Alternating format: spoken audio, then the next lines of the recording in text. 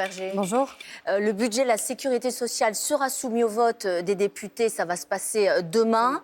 Ça semble quand même très incertain au vu des rapports de force. Est-ce que vous êtes tout de même optimiste? Est-ce que vous dites, ouais, oui, il y a un trou de souris, ça peut passer?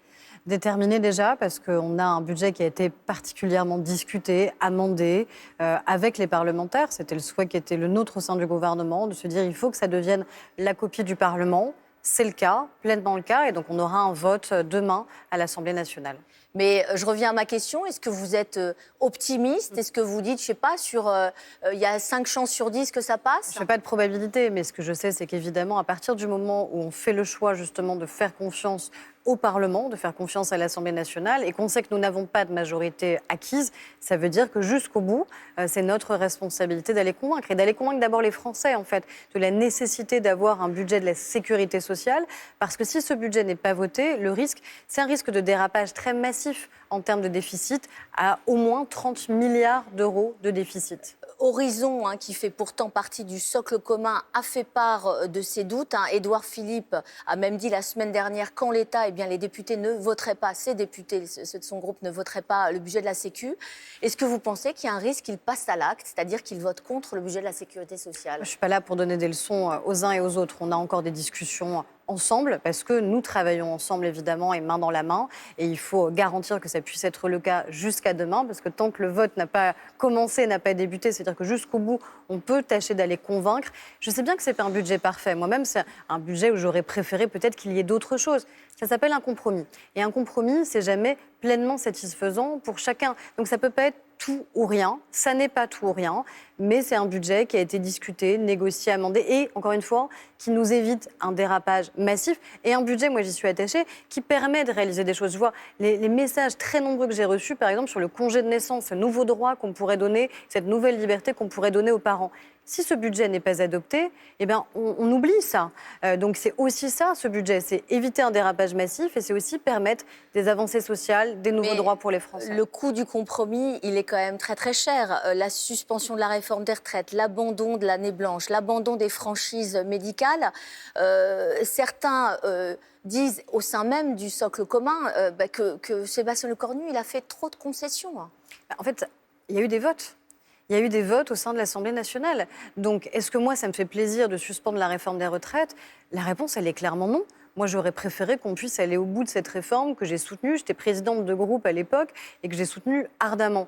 Et de toute façon, les Français sont très lucides. Ils savent qu'en 2027, la question sur notre système de retraite se reposera.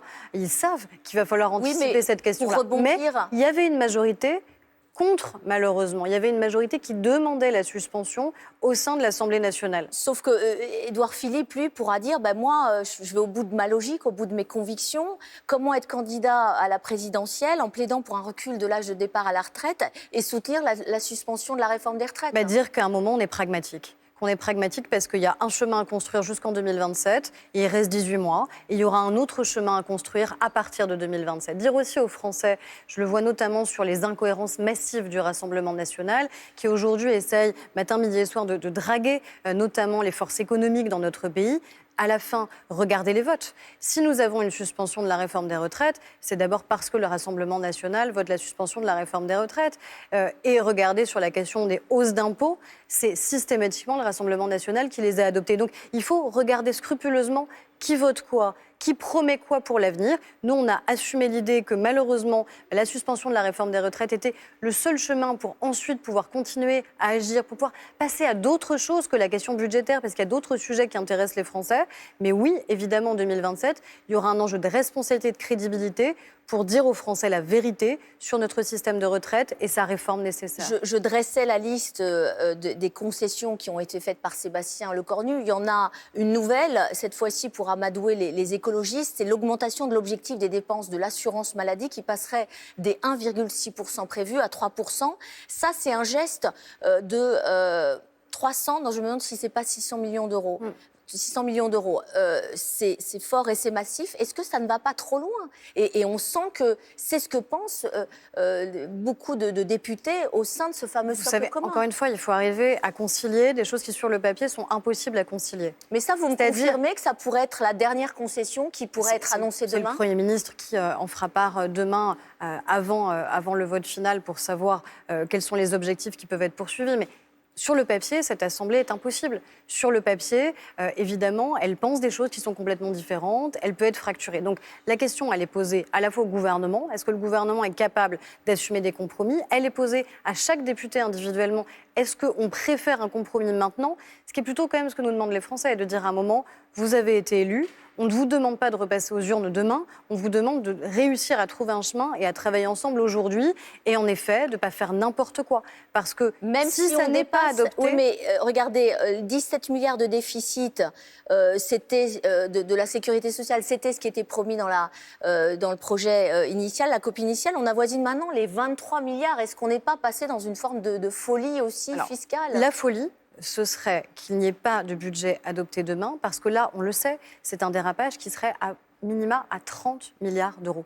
C'est ça la conséquence de la non-adoption. Il y a plusieurs conséquences. Des choses qu'on aimerait faire, des choses qui nous tiennent à cœur qu'on ne peut pas faire. Ce que je vous disais sur le congé de naissance, parce que moi, il y a des familles qui concrètement attendent et disent « voilà les projets qu'on a, est-ce que oui ou non on pourra en bénéficier ?» Je dis en fait, tout dépendra du vote. Tout dépendra du vote demain, si oui ou non c'est adopté. Si c'est adopté, vous pourrez en bénéficier. Si ça n'est pas adopté, je ne sais pas. Et de toute façon, si la copie n'était pas adoptée demain, notre pays ne sait pas fonctionner sans un projet de loi de financement de la sécurité sociale. Ça veut dire que nous ou d'autres, peu importe, on y reviendra. On rediscutera avec cette même Assemblée pour savoir si, oui ou non, on peut réussir à établir un compromis. Je pense qu'il vaut mieux assumer, de dire clairement aux Français, on a voulu éviter un dérapage des comptes, on a accepté de voter cette copie, certes imparfaite, mais surtout, on passe à autre chose parce que notre pays veut qu'on travaille sur d'autres choses. Donc 149.3, ça c'est acquis. Mais imaginons, donc il n'y a pas de 49.3, si le budget est rejeté, on sait déjà que Sébastien Lecornu ne présentera pas sa démission. Mais comment est-ce qu'il pourrait tenir après un tel échec ? Après un projet de loi de financement de la sécurité sociale, se posera la question du budget de l'État. Est-ce que oui ou non, nous sommes en capacité d'adopter un budget pour l'État ? Parce que ça va être aussi une nécessité. Ou est-ce que nous devons trouver des correctifs en urgence ? Mais dans tous les cas, ce que je dis aux Français, parce qu'à force, je pense qu'entre PLFSS, PLF, loi spéciale, tout le monde s'y perd, c'est que si demain, la copie était rejetée malheureusement, ce que je n'espère pas, il faudra que le gouvernement représente une nouvelle copie. Un pays, notre pays, ne peut pas fonctionner sans projet de loi de financement de la sécurité sociale, de la même manière que si nous n'avons pas un budget de l'État adopté, une loi spéciale, ça n'est pas un budget. Ça veut dire qu'il faudra y revenir. Est-ce que les Français préfèrent pas qu'on puisse parler d'autres choses, qu'on puisse travailler sur des enjeux de sécurité notamment, de protection au quotidien ? On vous entend. Je crois que oui. Deux dernières questions. Dans son livre, Nicolas Sarkozy prépare les esprits à la fin du front républicain. Est-ce que, il semble dire à mi-mot parler même d'union des droites, est-ce qu'il fait une erreur, Nicolas Sarkozy ? J'ai beaucoup de respect pour le président Sarkozy et je serai toujours reconnaissante pour ce qu'il a porté dans notre pays. Après, moi, j'ai une différence. Une différence parce que, déjà, je ne crois pas à l'union des droites qui irait jusqu'au Rassemblement national. Je ne pense pas d'ailleurs que le Rassemblement national soit un parti de droite. Et je pense que les incohérences économiques majeures qu'ils ont démontrées tout au long de l'examen budgétaire, et j'invite chaque Français qui s'interroge sur son vote de demain ou d'après-demain à regarder ce que leurs députés vote. Et ce que les députés du Rassemblement national ont voté, c'est systématiquement renoncer à des réformes structurelles. La réforme de l'assurance chômage, ils ne l'ont pas votée. La réforme du RSA, ils ne l'ont pas votée.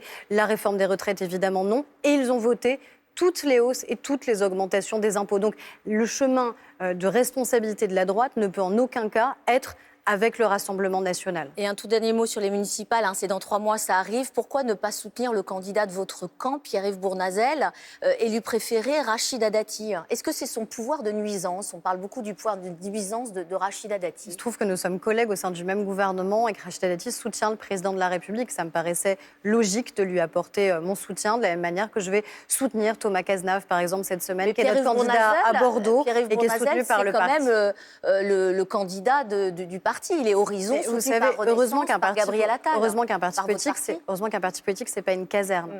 Et on en fait la démonstration d'ailleurs au quotidien. Donc on peut arriver à vivre ensemble en faisant parfois des choix différents. Il y a des très bons candidats dans notre parti, Violette Spilbout à Lille, Thomas Cazenave à Bordeaux, Et pour ne Nazar, parler il que n'en d'eux. est pas un. Et je considère que moi, je suis membre d'un gouvernement et que je soutiens une ministre du gouvernement qui en plus soutient l'action du président de la République, Karech Tadati. Merci beaucoup. Merci.